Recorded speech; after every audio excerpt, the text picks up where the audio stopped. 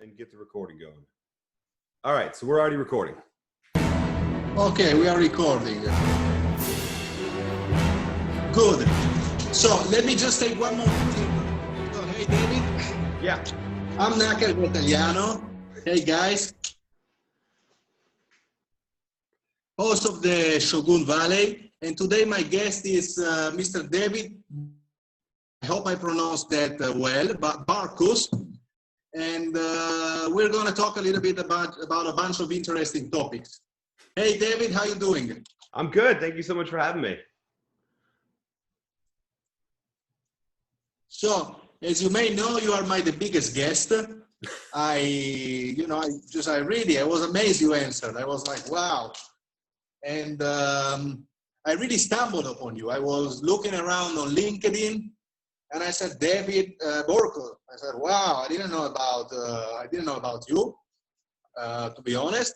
And you text back, and then suddenly I got a bunch of books about you. The first book I purchased in the audio version was the Pick a Fight. The title was very appealing. So I said, well, since I'm going to have him on the show, on the Shogun Valley show, let's see what this book is about. So, David, please, let's start from the Pick a Fight. And, what's that book about? You know, what you talk about? Because you are a bestseller, a Syrian bestseller author, for those of you who don't know. And you've done a lot of great things. I think it was 2 million followers on your last TED Talk. So you're huge, really.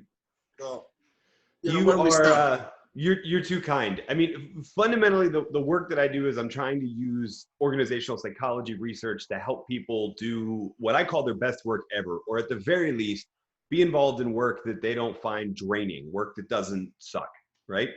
And the fundamental idea of Pick a Fight is that when we talk about organizational purpose or having a mission or starting with why or whatever you want to talk about it, I believe at their core, people don't want to join a company.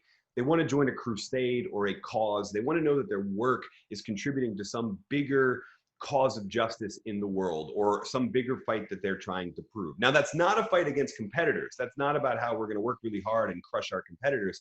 It's about what the broader thing in the world, the broader evil that they're trying to remove by being a part of that company, or the broader good that they're trying to spread throughout the world by being a part of that. And as an organization, if you can't, as a leader at any level in the organization, if you can't convey that mission statement or that purpose statement of the organization in a way that answers the question, what are we fighting for? Then you don't fundamentally have a motivating mission statement. You probably have one of the ones that gets ridiculed all the time because you only ever see it on a 10K report or some other financial report, and it talks about shareholder value and this and that and being innovative while also maintaining the highest quality and all of these buzzwords that most people don't want when they want to know what company to join. They want to know, what are we fighting for? And if you can provide an answer to that question, then you have given people a purpose worth joining. So as I was scrolling through your book, correct me if I'm wrong, you said at one point in your book, I think there was one quote, and I sort of wrote it down, sometimes leaders have to create crises. What do you mean by that? Is that true? I mean, I don't know that I would say create a crisis, right? There's a saying often in governmental leadership to never let a good crisis go to waste, right? That when there is a crisis, it's an opportunity to rally people. But I do think that sometimes leaders need to choose what that evil in the world is that they're working to remove, right? So again, one of the fights that we talk about in the book is what we call the revolutionary fight. And the revolutionary fight happens whenever the industry says, the entire industry says this is acceptable, or society says this is acceptable, and we refuse to accept that. If you think of any fight for social justice in the last 20 years, that's the core of what they were going after. Everybody says this is acceptable. We don't find that acceptable any longer. And in the part of leadership is to create the crisis. That's a quote from Paul O'Neill, who worked at a steel factory called Alcoa, based in the United States. And they had a pretty good safety record. It was above average for the industry, but he was disgusted at how low the safety expectations in the steel manufacturing industry were. And he said, we're going to become a zero accident company, which was a revolutionary thing for a steel mill to even engage in, the idea that no one gets injured at any point in the entire year of operating. And that's what he sort of means by to create the crisis. It was pointing out that what people used to find acceptable, some level of risk in steel manufacturing, he was saying, no, that's not acceptable anymore. And therefore, we need to work harder to save the lives or at least protect the bodies of our brothers and sisters in the manufacturing plant. Which, by the way, it's a very noble purpose.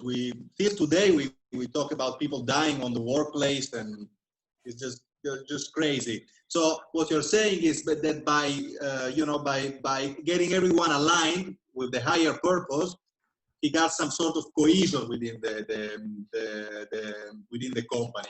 Yeah, and that's exactly right. I mean, fights for that broader purpose fundamentally do two things. They force you to make a decision about what values are truly sacred to the organization. Every organization has core value statements now, right? And there are all sorts of buzzwords that you get the impression a lot of leaders don't even believe. And yet it's the ones that say, we are fighting for this change in the world. The values that underlie the desire to make that change are elevated to a level of almost a sacred level. And in doing that, in pursuing that mission, you also create a sense of group identity, right? So for Paul O'Neill to create this crisis and say, we need to improve the safety record at all of our plants, it's not good enough to just be above average. We need to be zero accident. What he was saying was that safety was a sacred value. The idea that protecting our brothers and sisters in the plant is now a sacred value. It helps that a safe plant is also a more efficient and more productive plant, but that doesn't stir anybody's soul. But the idea that there's some level of accidents that are preventable and we need to work harder to prevent them, that can really inspire a lot of people. Well, you talk about three levels of fight. You talk about the revolutionary fight, you talk about the underdog fight, and you talked about the ally fight. Can you please expand on these three topics? Yeah, so we've already hinted a bit at the revolutionary fight, right? That was what Paul O'Neill was going for. The revolutionary fight just says, the entire industry says this is acceptable, and we refuse to accept that. We're declaring our own mini revolution because we're working for change in that industry. We're wanting to revolt against some accepted norm that we just find immoral, unethical, unjust, whatever it is, right? Then there's the underdog fight and the ally fight. The underdog fight is exactly what it sounds like, right? I was born in Philadelphia, Pennsylvania. Most notable for their greatest sports hero to come out of that city is a fictional character who loses a boxing match in the first movie, right? Rocky. Everybody's seen or is aware of the Rocky movie, right? And they love that underdog story. But what a lot of people forget. Oh yes, I am a big fan. Yes, yeah. Like most love people. it. Yes, love it. But you know what a lot of people forget about even that first movie, right, is that it's not about the underdog, the little guy trying to beat the bigger guy, right? Because he loses in the end of the first movie. What he says to Adrian in midway through the first movie is that I just want to go the distance with Apollo Creed because nobody's gone the distance with them. And then I'll prove that I'm not a bum, right? And the interesting thing about that is we look at the research of what really drives underdogs. It's not being small or being too young or too ineffective, whatever. It's not being underrated. It's feeling that you are unjustly underrated. It's feeling that there is a criticism there that you don't deserve and the desire to prove other people wrong about it. Just like Rocky's desire was to go the distance, win or lose, so he could prove to people he's not a bum. That underdog mentality of not just are we rejected by our competitors or rejected by customers or rejected by society, whatever it is, but that we're rejected and they're wrong and here's how we're going to prove them wrong, that can have a huge motivational effect. We've been doing a lot of research in the last 10 years, mostly led by brilliant researcher Samir Nur Mohammed, to find that underdog effect, the desire to prove the critics wrong, can be a powerful motivator. So that's the underdog fight. And the last fight is what I call the ally fight, which is actually not about you or your team at all.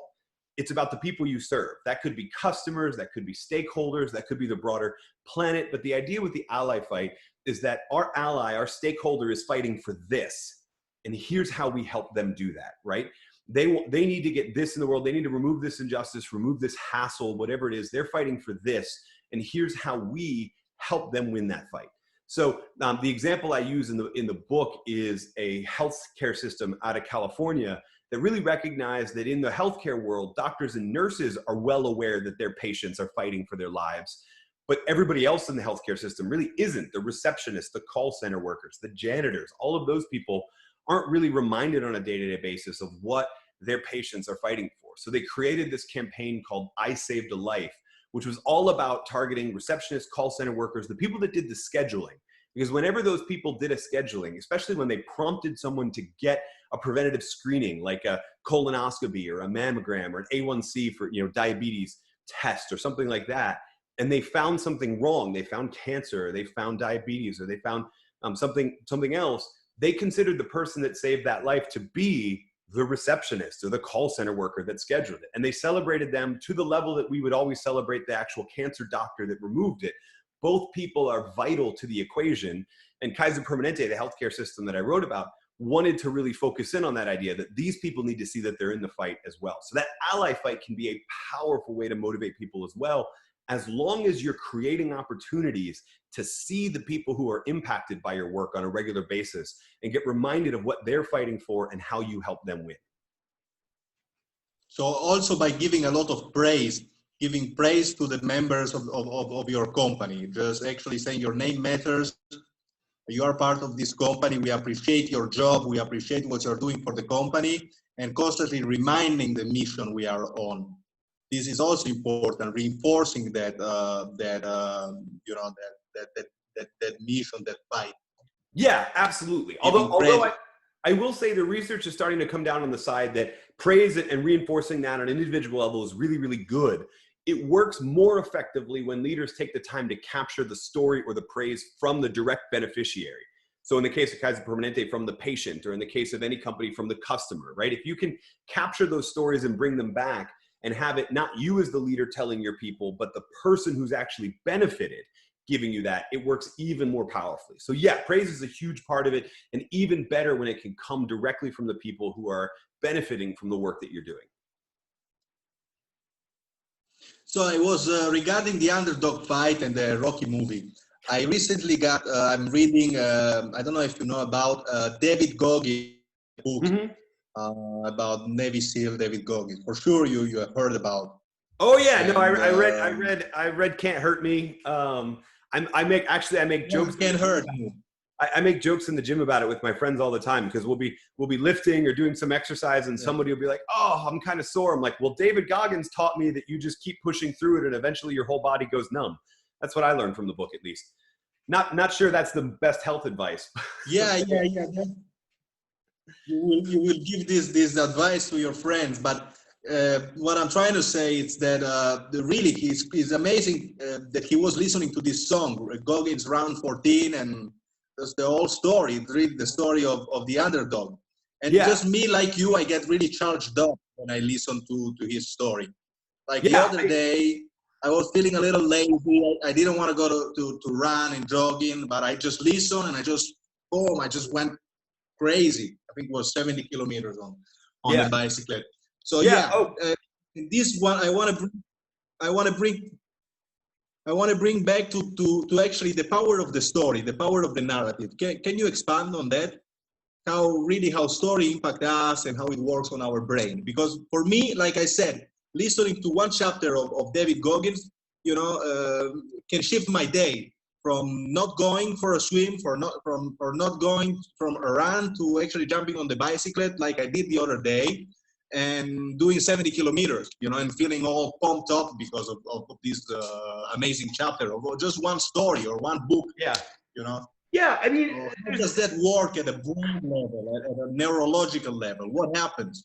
Yeah, I mean, some of it is the way that we as a species have sort of developed, right? Stories have been a part of our communities for thousands of years. And fundamentally, stories, it's not just stories, it's stories that follow a very particular structure, have a way of resonating with us, partly because if you tell it in a simple way, and the easiest way, and I'll give you that way in a second, if you tell it in that way, people can, because they know what the sections or the plot points, if you will, or the scenes of the narrative are, it's easier to filter, and that makes it easier to get the message and get inspired, right? So fundamentally, the stories that inspire usually all follow the same path, right? This is storytelling 101, back to Aristotle and the 3-act structure, right? Like there is a protagonist, there is someone or some group of people who want something. They want to achieve something. Doesn't matter what it is, but they want to get towards a goal.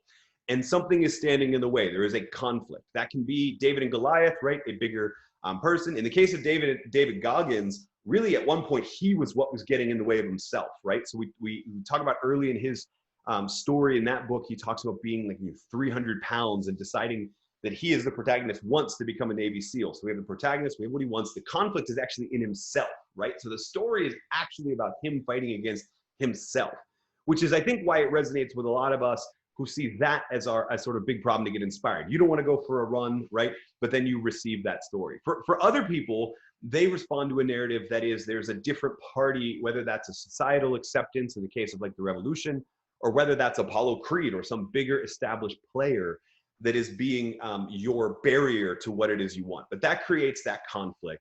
And then that's what pushes that forward. So you have to, it's not just enough to have the objective. And this is why I say fight, by the way. This is why I don't say mission statement or purpose statement or any of that, because you can't talk about a fight and not tell the story of here's what we want and here's what's standing in our way that we need to overcome and accomplish in a variety of different ways, right? But I'm with you. I'm most motivated, like yourself, by that underdog fight. I mean, I'll show you this. I told you I was born in Philadelphia. I'm such a fan that I took it upon myself to get the replica of the Philadelphia Eagles championship ring from when they won the Super Bowl in American rules football, because they took on the established player. They beat the New England Patriots, who are like the Manchester United, right? Or the Real Madrid of American rules football. They took them on and won. No, I wouldn't say decisively, but I don't care. We still won. So that serves as a reminder of that it's actually possible to overcome for you. You just keep it there, and because now I'm curious, what is it you go through personally as a writer? What you wrestle against when you're there? I don't know. I have no idea how you craft a book, but what is it the moment when you say, David, you gotta push through this. You just gotta finish this book. Yeah. What emerges? What demon you face? Maybe some demon that emerge over and over and over that is still there that you must go through. Yeah. Each time you're writing or doing something important. Yeah, I don't know that it's on the same level as like the desire to sort of work out. So here I'll tell you two things. The first is that I don't actually think like writer's block exists the way we have exercise block. Like we just don't want to do it. And maybe it exists in fiction. I've only ever written nonfiction, but really if you don't know what to say, it's because you didn't do enough research beforehand. But I'll tell you this, the guiding thread throughout all of my books, I had this explained to me once a long time ago from somebody I really admire. And I'm being vague on that because I don't remember who he was citing. He wasn't giving me the original source, but there was this whole theory about what ideas are compelling and what ideas actually change the world. And they almost always follow the same format, which is actually really similar to the revolutionary fight. Think about every book that's ever inspired you, right? Especially nonfiction like business books. And they almost always have the format of we think this, but really this, right? The world tells us that this is how it is, but new research or this person's life story or something else tells us, no, it's actually a little bit different. And so the driving motivation for me for all actually 5 books now, more on that in a couple months. That's why we couldn't do this interview until now. You reached out months ago, but I was hiding, writing a whole other book. Fundamentally, they all sort of follow through that format of we think this, but really this is true. And here's the research or here's the examples or what have you. So in the case of Pick a Fight, right? Like it was this idea that we think we've got mission and vision sort of nailed. We think we understand it. And we think, truthfully, most of the organizations I work with think they are a sufficiently purpose-driven organization, and yet employee engagement numbers haven't changed in 20 years.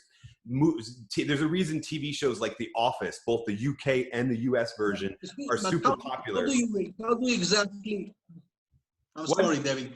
How do you exactly measure the employment engagement? Do you go inside with a researcher team? What do you do? I mean, how do they call you up and say? Yeah. So when I say it hasn't changed in 20 years, I'm mostly relying on the Gallup data there. They've become sort of the premier. It's an imperfect metric, but because of its use and its frequency of use, it's good for time comparisons. And if you look at the way they work with millions of individual employees, hundreds of companies throughout every given year, and they release a report every year on here's the state of engagement. And it hasn't changed all that much in like 20 years, which tells me that even though we know purpose is important, the way we're conveying it needs to be different, right? We think we're doing a good enough job, but really we need to be doing it this way. And the way that I often say it is that phrase I said at the top: people don't want to join a company. They want to join a crusade. They want to join a cause. They want to join something bigger.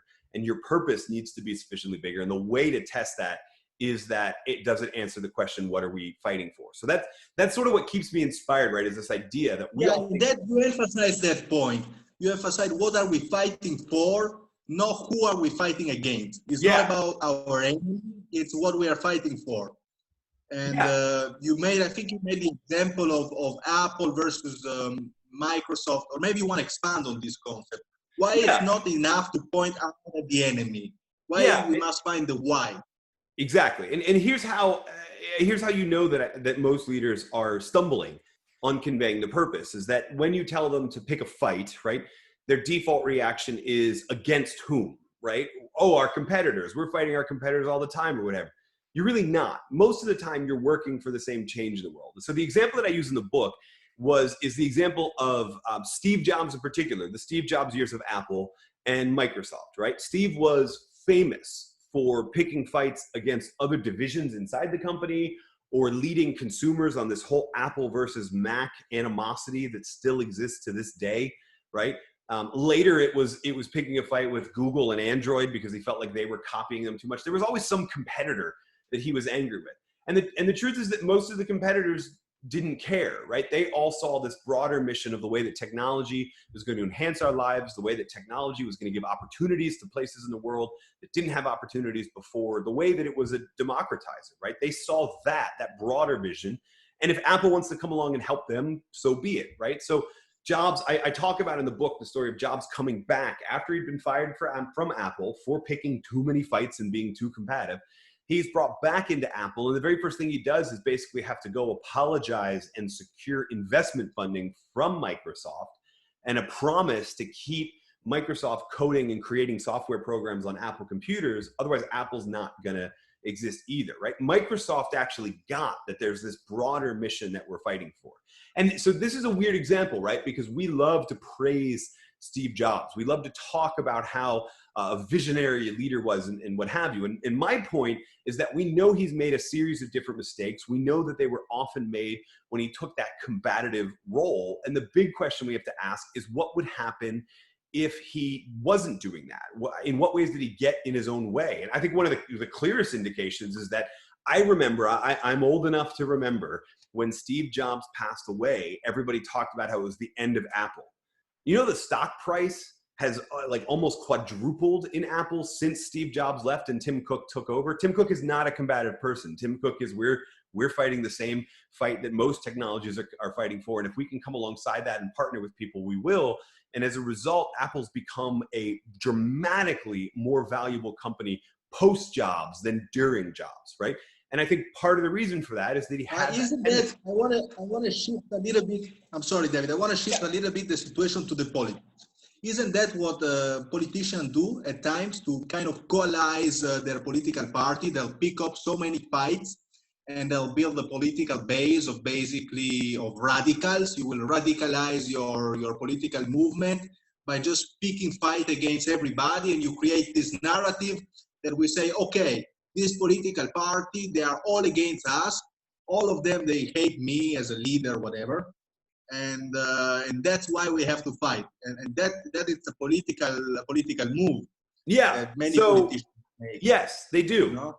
But the effective ones don't, right? It's a great short-term strategy to win an election and to win it without a mandate and not be able to effectively engage in anything. So for about 50 years now, there's been a wealth of research in and around this idea of transformational leadership. I talked about it a bit in Pick a Fight, that transformational leaders, the ones who talked about we as a society are headed here. Here's the change or the hope or whatever we need to do in the world. Here's where we need to go. And it's not about who is standing in our way. It's about what's standing in our way. Those people have actually managed to recruit believers from traditionally other parties. Those people have managed to actually enter into the leadership position and govern better. So yes, you are absolutely right. Picking a fight against another political party is a great way to win votes, but it's a terrible way to govern. And we've known that for decades now. And so I think it's worth getting out of that and pointing to that broader change that we're looking to make in the world and using that as our guide. Yeah, I mean, I just start typing and the muse comes over. No, I'm totally kidding. None of that happens. Um, so it starts with the idea, right? It starts with that we think this, but really that. I'm traditionally published. All of my books are traditionally published, and so they often then move into what we call a proposal, which is almost like a business plan that you write to your publisher that says, here's the book that I want to write. Here's the ideas. Here's the chapters that would go in it. It's you write like, here's the marketing plan. I mean, it really is a business plan, like you're seeking investment from the publisher. So you write that, you come to an agreement on the book, and then usually they give you some money in exchange for the rights, even though the book doesn't exist yet. And then you go off and write it. And in a normal universe, as in before 2020, in a normal world, I give myself about a year to write the book, maybe a little longer. And the first half of that is spent just doing research. What does the science say? What are the stories that really illustrate these points well? What are the what's the order that these stories need to be told in? All of that, right? And if you notice, they open with the story, then they pivot to the actual research that supports the point, right? So there's a story that illustrates the main point of that chapter. Then there's the research. And the reason, like we were talking about before, is that humans are framed, are wired to receive information in stories. You'll notice even in this interview, you've asked me questions about specific stories of companies, not about this scientific paper that I cited in this chapter, right? We remember the stories, and I'm fine with that. The only reason the studies are in there to prove to you that this isn't just some, hey, here's what I think. This is what organizational psychology tells us, or this is what where the science is headed in terms of this theory, right? So that's just there to prove why that case study is a good example or a bad example, depending on the chapter.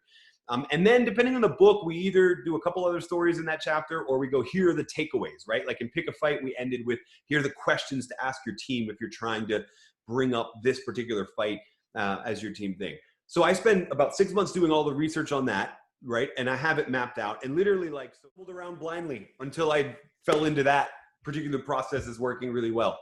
In the beginning, I kind of had, I benefited some in that my first book kind of came out of my doctoral research. So I had a rough framework of what the research said, but it still took a long time to find the right stories that illustrated the points and all that sort of stuff. And to some extent, I had started writing before I even found some of those stories, which is never a good thing because you end up getting a little confused. At least for me, I found that it's better if I have it all mapped out ahead of time. And I learned that the hard way by writing the first book, which is I actually like to joke that it's my worst book. I actually really enjoy it, and it's got a lot of reviews on Amazon. Other people do too. But the frustration of making it there was a lot more frustration in writing it compared to the other ones because I had found this sort of system. So yeah, just to cap it off. So after I do all that research, then we sit down, and my goal is 500 to 1,000 words every weekday. I give myself Saturday and Sunday off. 500 to 1,000 words every single weekday as I'm cranking out that first draft.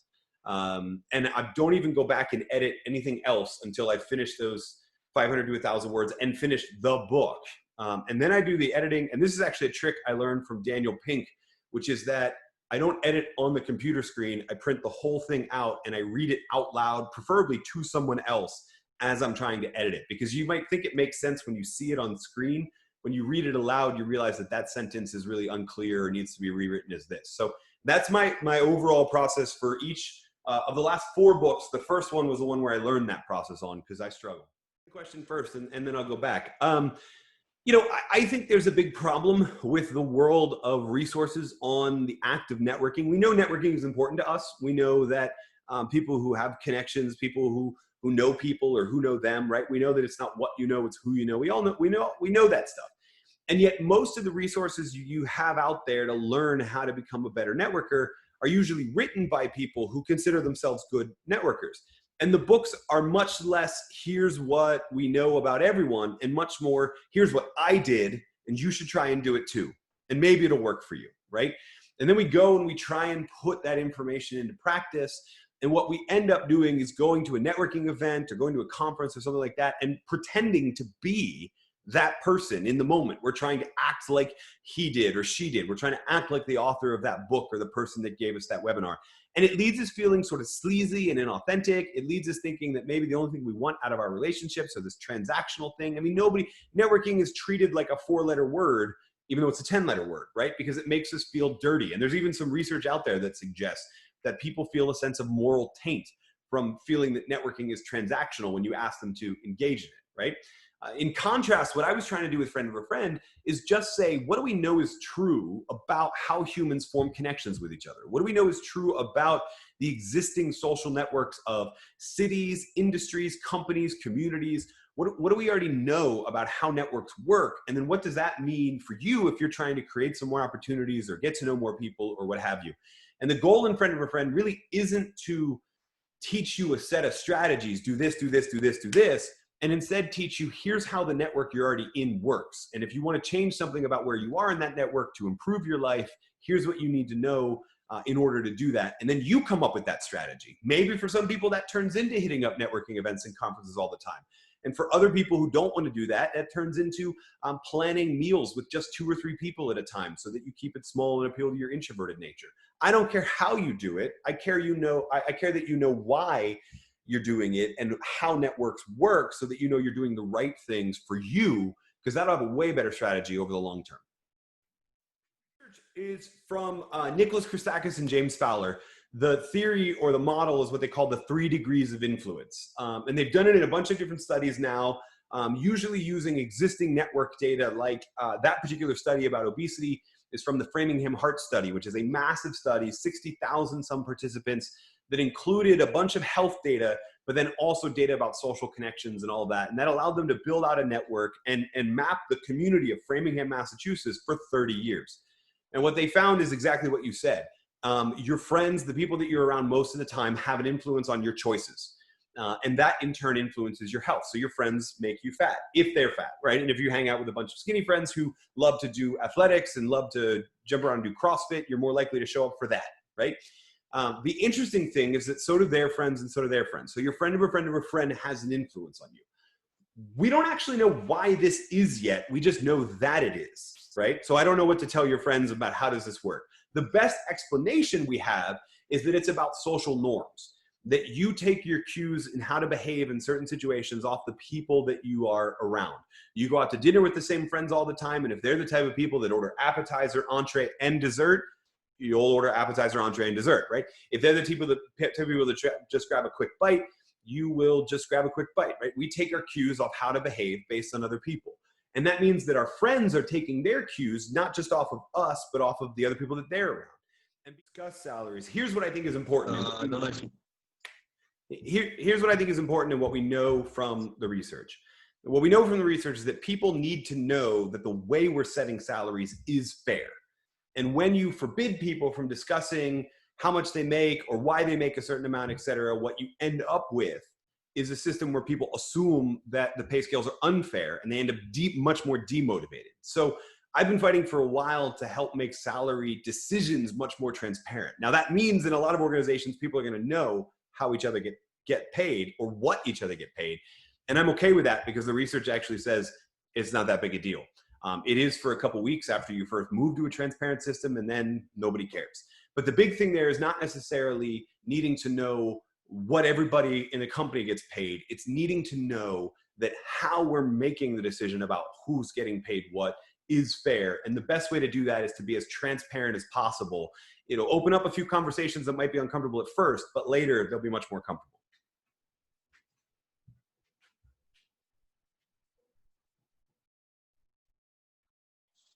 Okay, David, that's a great move with some last takes on leadership and teamwork. Just some last gems of knowledge that we can all apply in our life. Oh man, where do we even start? I mean, I think the big one, we opened the conversation with a discussion about pick a fight. And that's what I'm learning more and more, is that having a sense of shared values and shared identity are hugely important to making a team work effectively. And I think the best way to do that is to answer the question, what are we fighting for? But there's other ways to do it as well. And so as a leader of a team, I think your biggest thing is that, especially as we live in a much more remote world now, where it's even harder to see the people that you work with as your team because they're really just, blips on a screen on a Zoom or a Microsoft Teams call or something like that.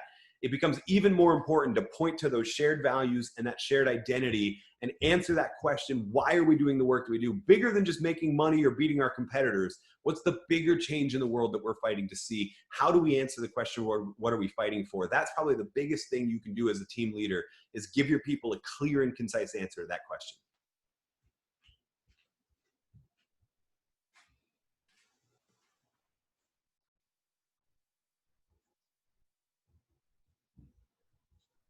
And how do you become a better team leader, David? How do you improve as a team leader?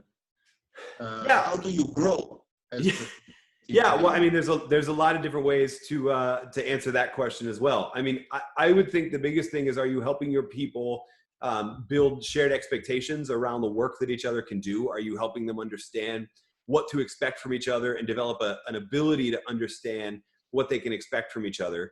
Are you helping them with that shared identity piece? And then candidly, are you getting out of the way when the time comes? I think, the biggest fear for a lot of people is that their leader is a micromanager. And fundamentally, a micromanager does two things. They dictate exactly how you're supposed to do the work, and then they check in to make sure that you're doing the work exactly as they said. And the people that are much more effective leaders are just going to tell you, here's what we need you to accomplish, and I'm going to give you the autonomy to decide how you're going to accomplish that. And then my job is to check in and make sure you have the resources and the people and the knowledge, skills, and abilities necessary to do the work. It's not to make sure you're going to do the work the way I want you to do it. It's to make sure you're going to do the work the way that you believe it's the best way to be done. And my job is to help you do that. Or the line that I always put is, I think a lot of people need a reframe. A lot of middle managers and senior leaders need a reframe. And that's that the people don't work for you. They work with you, and your job is to get them the things they need to do their work better. In the world locked down and we all pivoted to remote teams, we started thinking about the need for there to be a manual on how to do that. You're a manager, a team leader, and your team has suddenly gone remote. How do you do that? I don't believe we're going back to the office, not because it won't be safe, but because most of us have figured out how to make this working from anywhere thing work for us at this point. And the idea of going back to an office 8 hours a day, 5 days a week is misery to a lot of people. And so I think a lot of leaders need to learn how to lead from anywhere, whether your people are with you at the office or wherever they are in the world. And I felt like there was a big hole in the existing amount of literature out there. There's some great books out there, but they're usually written by founders of remote companies that have been remote from the get-go, instead of here's the transition to remote that you're about to go through. So the book is called Leading from Anywhere. It'll come out in January, and the goal is just to basically be a manual for, I suddenly find myself leading a group of people who are not in the office with me all of the time, even if they're in the office with me some of the time. What do I do, and how do I lead them most? That you would give to young leaders that you think it's valuable for, I mean, this moment. Yeah, so I mean, I'll give you two. If you're in a leadership role, the first thing you have to do is separate presence from productivity, meaning that it's not enough to just watch your people and make sure that they're online, right? Or that they're responding to your emails, because they're going to be doing most of their work when they're not talking to you, and trying to check in with them all the time is actually distracting them from doing the work. So that's the first. Let's call it the leadership one. And then I'll give you a personal one too, which is that for the last maybe 100 years, the Industrial Revolution has forced most of us to build our work at the center of our lives and then choose what we want to go around that. We have this very unique opportunity created by this crisis that pushed work to working from home or working from anywhere. And it triggered in a lot of people the ability to go, what do I actually want at the center of my life? And maybe work needs to be something that works around that. And that might be you as well. Now is your time to do that. Don't wait until everybody starts going, okay, all clear, let's come back to the office, because you'll end up falling back into that same trap. You have an opportunity now to put whatever it is you want at the center of your life. Do it now before it's too late.